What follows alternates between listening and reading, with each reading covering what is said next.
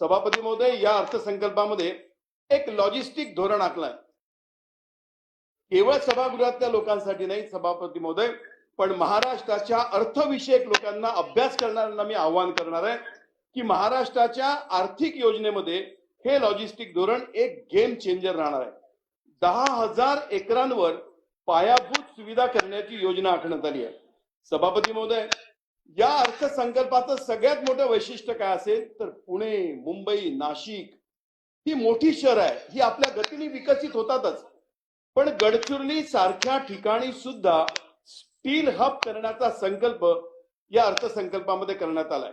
सभापती महोदय, या भागामध्ये मी प्रचारक म्हणून 4.5 वर्ष काम केलंय. मुलचेरा, सुंदरनगर, भवानीपूर, देंडा, देशलीपेटा, कम्मनचेरू, चिमलगट्टा, भामरागड हा 89, 90, 95च्या काळात कसा होता मी डोळ्यांनी पाहिलाय आणि तिथे अनुभवलाय. पण आज सभापती महोदय, या अर्थसंकल्पामध्ये जो संकल्प करण्यात आला ते नक्षल हब, ते स्टील हब अशी ही जर्नी आहे, असा प्रवास आहे. जागतिक आर्थिक परिषदेमध्ये सभापती महोदय 21,830 कोटीचे सामंजस्य करार केवळ आणि केवळ गडचिरोलीच्या विषयामध्ये करण्यात आले आणि या माध्यमातून केवळ गडचिरोली जिल्ह्यामध्ये 7,500 लोकांची रोजगार निर्मिती होणार आहे.